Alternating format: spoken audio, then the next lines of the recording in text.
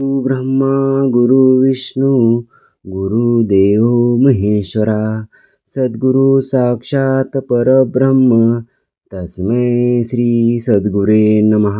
जय जय रघुवीर समर्थ। श्रीमत दासबोध दशक 11वा भीमदशक समास 3रा शिकवण निरूपण नाम श्रीराम समर्थ। बहुता जन्माचा शेवट नरदेह सापडे अवचट येथे वर्तावे चोखट नीती न्याय। आता सध्या भीमदशक सुरू असून भीम म्हणजे काय तर सामर्थ्य। सामर्थ्य कशाचे तर भक्तीचे सामर्थ्य आणि भक्तीच्या सामर्थ्याचे मूर्तिमंत उदाहरण म्हणजे श्री हनुमंत स्वामी। असा हा सामर्थ्याचा दशक म्हणजे भीमदशक आणि यातील समास 3रा ज्याचे नाव आहे शिकवण निरूपण नाम। तर शिकवण कसली तर मंगलाचरणात राहण्याची, मनुष्य धर्म मानवता शिकवणारी शिकवण। 83,99,999 योनीचा प्रवास केल्यानंतर मनुष्य योनी लाभते आणि या मनुष्य जन्माचे सार्थक करून घ्यायचे असेल तर उत्तम कर्म भक्ती या देहाकडून घडली पाहिजे, कारण मोक्षप्राप्तीसाठी मनुष्य जन्मच आवश्यक आहे। श्री समर्थ सुरुवातीलाच या समासात सांगतात की अनेक जन्माच्या शेवटी हा नरदेह लाभतो, म्हणून नरदेहात नीतिन्यायाने शुद्ध आचरण करून त्याचे सार्थक करावे। प्रपंच करावा नेमक पहावा परमार्थ विवेक जेणेकरिता उभय लोक संतुष्ट होती। श्री समर्थ ते सांगतात की माणसाने प्रपंच ही नीतिनियमाने वागून अगदी व्यवस्थित करावा आणि परमार्थासंबंधीही विचार करावा। असे केल्याने इहलोक आणि परलोक दोन्हीकडे सुख लागते। शतवरुषे वय नेमिले त्यात बाळपण नेनता गेले तारुण्य अवघे वेचले विषयाकडे। श्री समर्थ या ठिकाणी सांगतात की माणसाचे आयुष्य अंदाजे 100 वर्षाचे असते असे ते मानले जाते। त्यातून बालपण तर अज्ञानातच निघून जाते आणि तारुण्य हे विषय भोगण्यात खर्ची पडते। वृद्धपणी नाना रोग भोगणे लागे कर्म भोग आता भगवंताचा योग कोणी वेळे। श्री समर्थ या ठिकाणी सांगतात की बालपण आणि तारुण्यपण निघून गेल्यानंतर म्हातारपणी देह अनेक रोगांनी जर्जर होतो। प्रारब्धाप्रमाणे कर्मभोग भोगावेच लागतात, पण भगवंताची प्राप्ती करून घेण्यास वेळ कसा मिळणार। राजिक देविक उद्वेक चिंता अन्न वस्त्र देह ममता नाना प्रसंगे अवचिता जन्म गेला। समर्थ या ठिकाणी सांगतात की राजकीय त्रास दैविक ताप उद्वेग चिंता अन्न वस्त्राची तरतूद करणे देह ममता आणि इतर अचानक ओढणारे प्रसंग यात बघता बघता आपले आयुष्य सरून जाते। लोक मरो जाती वडिली गेलो हे प्रचिती जाणत जाणत निश्चिती कार्य मानले। समर्थ म्हणतात की आजूबाजूला लोक मरतात, वडील माणसेही जातात, हा अनुभव आपल्याला सतत येतच असतो। हे जाणून तरी निश्चित कसं राहणार। अग्नग्रहासी लागला आणि सावकाश निजेला तो कैसा म्हणावा भला आत्महत्यारा। श्री समर्थ या ठिकाणी म्हणतात की समजा एखाद्या माणसाच्या घराला आग लागलेली असताना त्याने बेसावतपणे खुशाल झोपून राहावे, त्याला शहाणा कोण म्हणेल, त्याला आत्मघातकीच म्हणावे लागेल। पुण्यमार्ग अवघा बुडाला पापसंग्रह उदंड झाला यमयातनेचा झोला कठीण आहे। श्री समर्थ म्हणतात की जीवनात माणसाने काहीच पुण्य केले नाही आणि उदंड असा पापाचा संग्रह केला तर पुढे त्याला कठीण अशा यमयातनेच्या हल्ल्यास तोंड द्यावे लागते. तरी आता ऐसे न करावे, भूत विवेके वर्तावे, हे लोक परत्र साधावे दोन्हीकडे. समर्थ ते सांगतात की आता असा प्रकार करू नका. प्रपंच आणि परमार्थ दोन्हीकडे अत्यंत विवेकाने वागावे आणि इहलोकी आणि परलोकी आपले हित साधून घ्यावे. आळसाचे फळ रोकडे, जांभया येऊन निद्रा घडे, सुख म्हणते आवडे आळसी लोका. श्री समर्थ या ठिकाणी सांगतात की जो कोणी अत्यंत आळसी असतो त्याला त्याच्या आळसाचे फळ तत्काळ प्राप्त होते. असा माणूस जांभळ्यात येऊन खुशाल झोपी जातो. आळशा लोकांना अशा प्रकारे झोपून राहण्यातच सुख वाटते. सापेक्षकरिता कष्टती, परंतु पुढे सुरवाडती, खाती जीवती सुखी होती यत्ने करुनी. समर्थ या ठिकाणी सांगतात की जो कोणी कष्ट करतात त्यांना त्याचे पुढी फळ मिळते आणि सुख प्राप्त होते. प्रयत्नपूर्वक उद्योग केल्याने ते खाऊन पिऊन सुखी राहतात. आळस उदास नागवना, आळस प्रयत्न बुडवना, आळसे करंटपणाच्या खुणा प्रगट करती. श्री समर्थ म्हणतात की आळसामुळे माणसाला कधीच सुख प्राप्त होत नाही. तो उदास होतो, सर्व प्रकारे नागवला जातो. आळसामुळे प्रयत्नच केला जात नाही आणि अखेर करंटेपणाची लक्षणे आळशी मनुष्याच्या ठिकाणी स्पष्टपणे दिसू लागतात. म्हणून आळस नसावा, तरीच पावेजे वैभवा, अरत्री परत्री जीवा समाधान. श्री समर्थ या ठिकाणी सांगतात की म्हणून माणसाने कधी आळस करू नये. आळस सोडून उद्योग केल्यानेच वैभव प्राप्त होते आणि जीवाला इहलोकी आणि परलोकी समाधान प्राप्त होते. प्रयत्न करावा तो कोण, हेची ऐका निरूपण, सावध करून अंतकरण निमिष एक. श्री समर्थ ते सांगतात की तो प्रयत्न कोणता करावा याचे निरूपण आता क्षणभर एक चित्त होऊन एकाग्रपणे ऐकावे. प्रातःकाळी उठावे, काही पाठांतर करावे, येताना शक्ती आठवावे सर्वोत्तमासी. श्री समर्थ ते सांगतात की रोज प्रातःकाळी लवकर उठा, नित्य काहीतरी पाठांतर आणि ग्रंथाचे वाचनतर करावे आणि आपल्या परमेश्वरास आठवावे. मग दिशेकडे जावे, जो कोणी नव्हे ठावे, शौच आचमन करावे, निर्मळ जळे. श्री समर्थ म्हणतात की मग गावाबाहेर लांब कुठेतरी शौचास जावे व त्यातून जाऊन आल्यानंतर स्वच्छ पाण्याने हातपाय धुवून आचमन करावे. मुखमार्जन, प्रातस्नान, संध्या तर्पण, देवार्चन, पुढे वैष्णदेवोपासन यथा सांग. त्यानंतर तोंड धुवून प्रातस्नान करावे आणि संध्या तर्पण देवार्चन करून यथासांग उपासना करावी. खाई फळाहार घ्यावा, मग संसार धंदा करावा, सुशब्दे राजी राखावा सकळ लोक. श्री समर्थ म्हणतात की नंतर काही फलाहार घेऊन मग संसारासाठी आवश्यक असा उद्योगधंदा करावा. सर्वांशी नेहमी गोड बोलून सर्वांना राजी राखावे. ज्याचा ज्याचा जो व्यापार तेथे असावे खबरदार, दुचितपणे तरी पोर वेळा लावी. श्री समर्थ या ठिकाणी सांगतात की ज्याचा काही व्यापार व्यवसाय धंदा असेल तो त्याने अत्यंत दक्षतेने आणि सावधपणे करावा. तेथे बेसावधपणा केल्यास एखादी पोरी आपल्याला फसवू शकते, हे ध्यानी ठेवावे. चुके ठके विसरे सांडी, आठवण झाली या चरफडी, दुच्चित आळसाची रकडी प्रचित पहा. श्री समर्थ म्हणतात की जो माणूस चुकतो, फसतो, विसरतो, वस्तू अथवा पदार्थ हरवतो आणि नंतर आठवण आल्यानंतर चरफडतो, त्याची फटफिचिती होते. दुचितपणा आणि आळस याच्या परिणामामुळे अशी प्रचिती येते. या कारणे सावधान, एकाग्र असावे मन, तरी मग जेविता भोजन गोड वाटे. श्री समर्थ म्हणतात की म्हणून माणसाने अत्यंत सावध असावे. जे काही करायचे असेल ते मन एकाग्र करून करावे.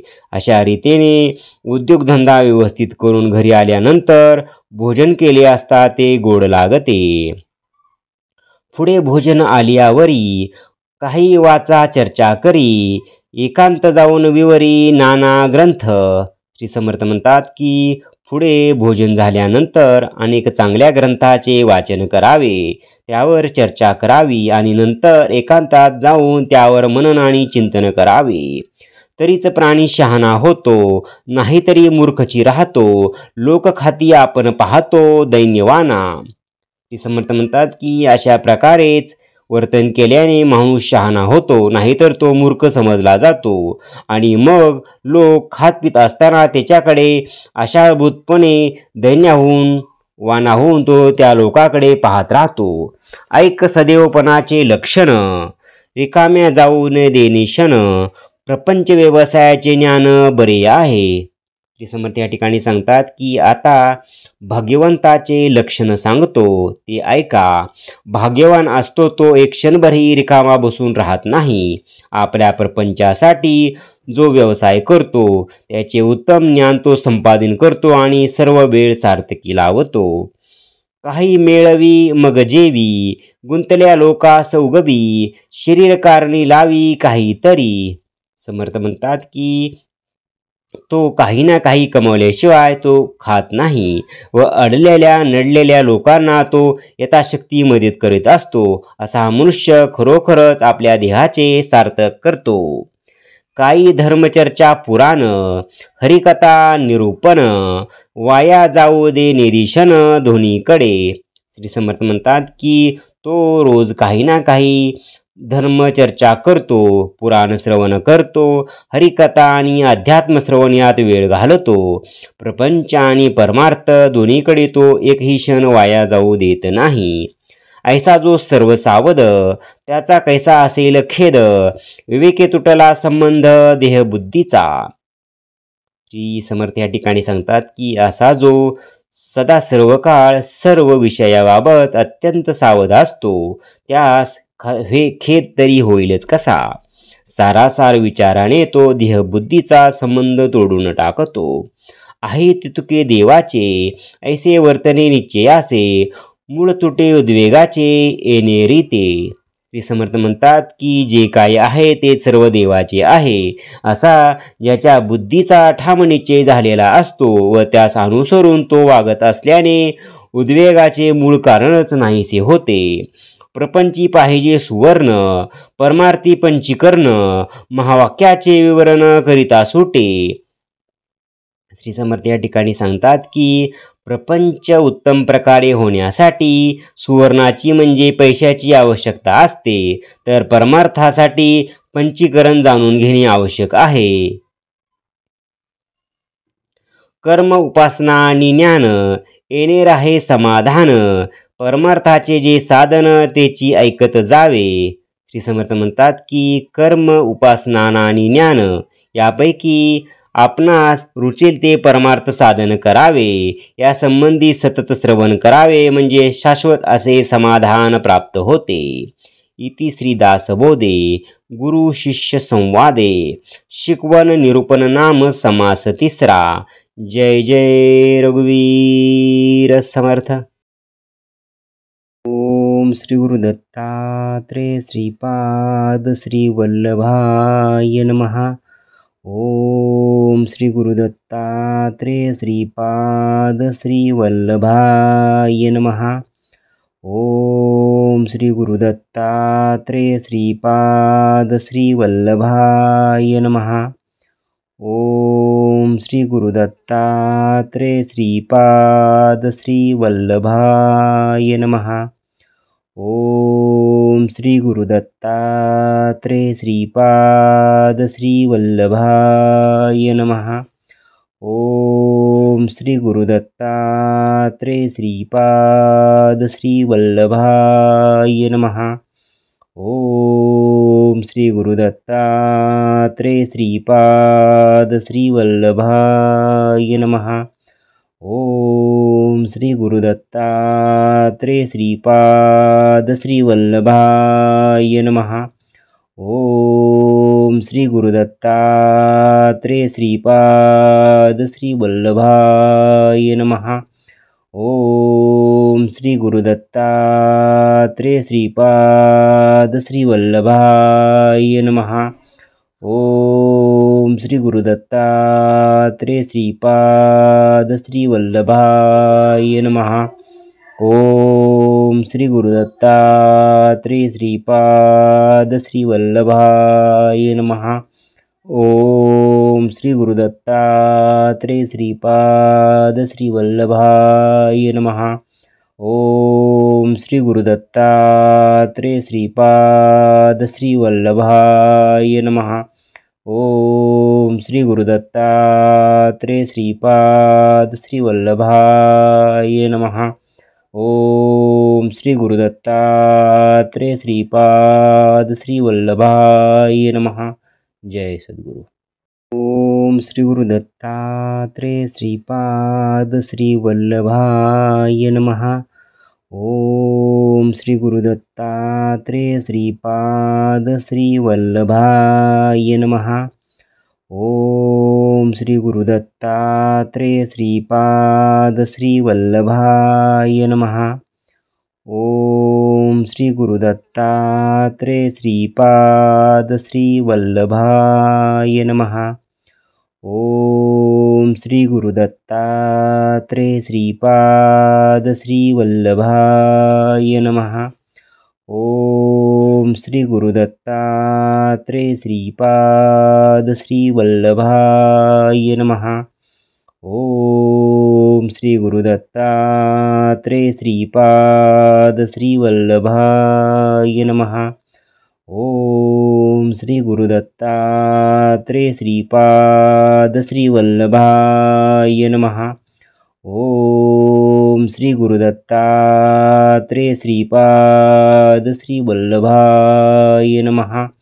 ओम श्री गुरुदत्तात्रेय श्रीपाद श्री वल्लभाय नमः। ओम श्री गुरुदत्तात्रेय श्रीपाद श्री वल्लभाय नमः। ओम श्री गुरुदत्तात्रेय श्रीपाद श्री वल्लभाय नमः। ओम श्री गुरुदत्तात्रेय श्रीपाद श्री वल्लभाय नमः। ओम श्री गुरुदत्तात्रेय श्रीपाद श्री वल्लभाय नमः। ओम श्री गुरुदत्तात्रेय श्रीपाद श्री वल्लभाय नमः। ओम श्री गुरुदत्तात्रेय श्रीपाद श्री वल्लभाय नमः। जय सद्गुरु। ओम श्री गुरुदत्तात्रेय श्रीपाद श्री वल्लभाय नमः। ओम श्री गुरुदत्तात्रेय श्रीपाद श्री वल्लभाय नमः। ओम श्री गुरुदत्तात्रेय श्रीपाद श्री वल्लभाय नमः। ओम श्री गुरुदत्तात्रेय श्रीपाद श्री वल्लभाय नमः। ओम श्री गुरुदत्तात्रेय श्रीपाद श्री वल्लभाय नमः। ओम श्री गुरुदत्तात्रेय श्रीपाद श्री वल्लभाय नमः। ओम श्री गुरुदत्तात्रेय श्रीपाद श्री वल्लभाय नमः। ओम श्री गुरुदत्तात्रेय श्रीपाद श्री वल्लभाय नमः। ओम श्री गुरुदत्तात्रेय श्रीपाद श्री वल्लभाय नमः। ओम श्री गुरुदत्तात्रेय श्रीपाद श्री वल्लभाय नमः। ओम श्री गुरुदत्तात्रेय श्रीपाद श्री वल्लभाय नमः। ओम श्री गुरुदत्तात्रेय श्रीपाद श्री वल्लभाय नमः। ओम श्री गुरुदत्तात्रेय श्रीपाद श्री वल्लभाय नमः। ओम ओम श्री गुरुदत्तात्रेय श्रीपाद श्रीवल्लभाय नमः। ओम श्री गुरुदत्तात्रेय श्रीपाद श्रीवल्लभाय नमः। ओम श्री गुरुदत्तात्रेय श्रीपाद श्रीवल्लभाय नमः। जय सद्गुरु। ओम श्री गुरुदत्तात्रेय श्रीपाद श्रीवल्लभाय नमः। ओम श्री गुरुदत्तात्रेय श्रीपाद श्रीवल्लभाय नमः। ओम श्री गुरुदत्तात्रेय श्रीपाद श्रीवल्लभाय नमः। ओम श्री गुरुदत्तात्रेय श्रीपाद श्रीवल्लभाय नमः। ओम श्री गुरुदत्तात्रेय श्रीपाद श्रीवल्लभाय नमः। ओम श्री गुरुदत्तात्रेय श्रीपाद श्रीवल्लभाय नमः। ओम श्री गुरुदत्तात्रेय श्रीपाद श्रीवल्लभाय नमः। ओम श्री गुरुदत्तात्रेय श्रीपाद श्रीवल्लभाय नमः। ओम श्री गुरुदत्तात्रेय श्रीपाद श्रीवल्लभाय नमः। ओम श्री गुरुदत्तात्रेय श्रीपाद श्रीवल्लभाय नमः। ओम श्री गुरुदत्तात्रेय श्रीपाद श्रीवल्लभाय नमः। ओम श्री गुरुदत्तात्रेय श्रीपाद श्रीवल्लभाय नमः। ओम श्री गुरुदत्तात्रेय श्रीपाद श्रीवल्लभाय नमः। ओम श्री गुरुदत्तात्रेय श्रीपाद श्रीवल्लभाय नमः। ओम श्री गुरुदत्तात्रेय श्रीपाद श्रीवल्लभाय नमः। ओम श्री गुरुदत्तात्रेय श्रीपाद श्रीवल्लभाय नमः। जय सद्गुरु। ओम श्री गुरुदत्तात्रेय श्रीपाद श्रीवल्लभाय नमः। ओम श्री गुरुदत्तात्रेय श्रीपाद श्रीवल्लभाय नमः। ओम श्री गुरुदत्तात्रेय श्रीपाद श्रीवल्लभाय नमः। ओम श्री गुरुदत्तात्रेय श्रीपाद श्रीवल्लभाय नमः। ओम श्री गुरुदत्तात्रेय श्रीपाद श्रीवल्लभाय नमः। ओम श्री गुरुदत्तात्रेय श्रीपाद श्रीवल्लभाय नमः। ओम श्री गुरुदत्तात्रेय श्रीपाद श्रीवल्लभाय नमः। ओम श्री गुरुदत्तात्रेय श्रीपाद श्रीवल्लभाय नमः। ओम श्री गुरुदत्तात्रेय श्रीपाद श्रीवल्लभाय नमः। ओम श्री गुरुदत्तात्रेय श्रीपाद श्रीवल्लभाय नमः। ओम श्री गुरुदत्तात्रेय श्रीपाद श्रीवल्लभाय नमः। ओम श्री गुरुदत्तात्रेय श्रीपाद श्रीवल्लभाय नमः। ओम श्री गुरुदत्तात्रेय श्रीपाद श्रीवल्लभाय नमः। ओम श्री गुरुदत्तात्रेय श्रीपाद श्रीवल्लभाय नमः। ओम श्री गुरुदत्तात्रेय श्रीपाद श्रीवल्लभाय नमः। ओम श्री गुरुदत्तात्रेय श्रीपाद श्रीवल्लभाय नमः। जय सद्गुरु। ओम श्री गुरुदत्तात्रेय श्रीपाद श्रीवल्लभाय नमः। ओम श्री गुरुदत्तात्रेय श्रीपाद श्रीवल्लभाय नमः। ओम श्री गुरुदत्तात्रेय श्रीपाद श्रीवल्लभाय नमः। ओम श्री गुरुदत्तात्रेय श्रीपाद श्रीवल्लभाय नमः। ओम श्री गुरुदत्तात्रेय श्रीपाद श्रीवल्लभाय नमः। ओम श्री गुरुदत्तात्रेय श्रीपाद श्रीवल्लभाय नमः। ओम श्री गुरुदत्तात्रेय श्रीपाद श्रीवल्लभाय नमः। ओम श्री गुरुदत्तात्रेय श्रीपाद श्रीवल्लभाय नमः।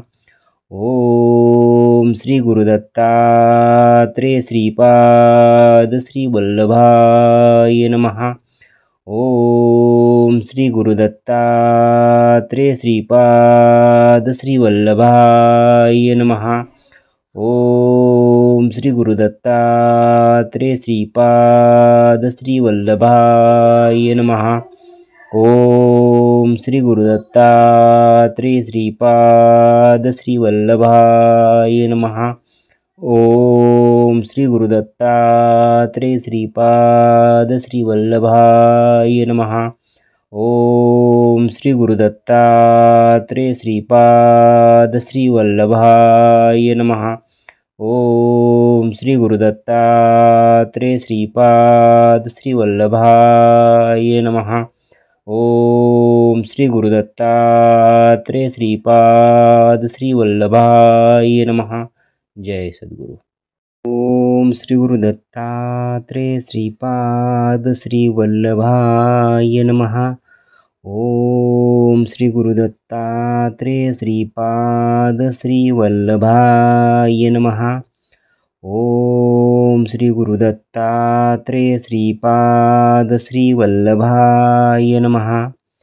ओम श्री गुरुदत्तात्रेय श्रीपाद श्रीवल्लभाय नमः। ओम श्री गुरुदत्तात्रेय श्रीपाद श्रीवल्लभाय नमः। ओम श्री गुरुदत्तात्रेय श्रीपाद श्रीवल्लभाय नमः। ओम श्री गुरुदत्तात्रेय श्रीपाद श्रीवल्लभाय नमः। ओम श्री गुरुदत्तात्रेय श्रीपाद श्रीवल्लभाय नमः। ओम श्री गुरुदत्तात्रेय श्रीपाद श्रीवल्लभाय नमः। ओम श्री गुरुदत्तात्रेय श्रीपाद श्रीवल्लभाय नमः। ओम श्री गुरुदत्तात्रेय श्रीपाद श्रीवल्लभाय नमः।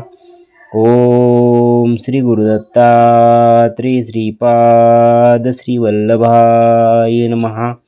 ओम श्री गुरुदत्तात्रेय श्रीपाद श्रीवल्लभाय नमः। ओम श्री गुरुदत्तात्रेय श्रीपाद श्रीवल्लभाय नमः। ओम श्री गुरुदत्तात्रेय श्रीपाद श्रीवल्लभाय नमः। ओम श्री गुरुदत्तात्रेय श्रीपाद श्रीवल्लभाय नमः। जय सद्गुरु। ओम श्री गुरुदत्तात्रेय श्रीपाद श्रीवल्लभाय नमः। ओम श्री गुरुदत्तात्रेय श्रीपाद श्रीवल्लभाय नमः। ओम श्री गुरुदत्तात्रेय श्रीपाद श्रीवल्लभाय नमः। ओम श्री गुरुदत्तात्रेय श्रीपाद श्रीवल्लभाय नमः। ओम श्री गुरुदत्तात्रेय श्रीपाद श्रीवल्लभाय नमः। ओम श्री गुरुदत्तात्रेय श्रीपाद श्रीवल्लभाय नमः। ओम श्री गुरुदत्तात्रेय श्रीपाद श्रीवल्लभाय नमः। ओम श्री गुरुदत्तात्रेय श्रीपाद श्रीवल्लभाय नमः। ओम ओम श्री गुरुदत्तात्रेय श्रीपाद श्री वल्लभाय नमः। ओम श्री गुरुदत्तात्रेय श्रीपाद श्री वल्लभाय नमः। ओम श्री गुरुदत्तात्रेय श्रीपाद श्री वल्लभाय नमः। ओम श्री गुरुदत्तात्रेय श्रीपाद श्री वल्लभाय नमः। ओम श्री गुरुदत्तात्रेय श्रीपाद श्री वल्लभाय नमः। ओम श्री गुरुदत्तात्रेय श्रीपाद श्री वल्लभाय नमः। ओम श्री गुरुदत्तात्रेय श्रीपाद श्री वल्लभाय नमः। ओम श्री गुरुदत्तात्रेय श्रीपाद श्री वल्लभाय नमः। जय सद्गुरु। ओम श्री गुरुदत्तात्रेय श्रीपाद श्री वल्लभाय नमः। ओम श्री गुरुदत्तात्रेय श्रीपाद श्री वल्लभाय नमः। ओम श्री गुरुदत्तात्रेय श्रीपाद श्री वल्लभाय नमः।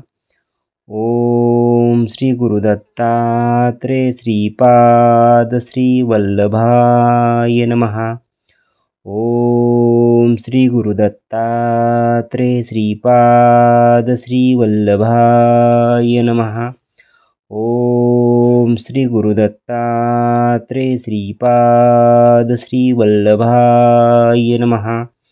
ओम श्री गुरुदत्तात्रेय श्रीपाद श्री वल्लभाय नमः।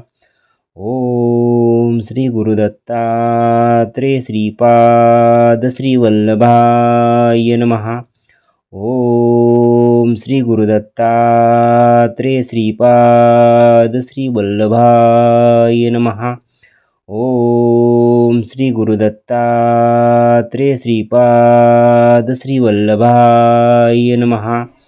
ओम श्री गुरुदत्तात्रेय श्रीपाद श्री वल्लभाय नमः।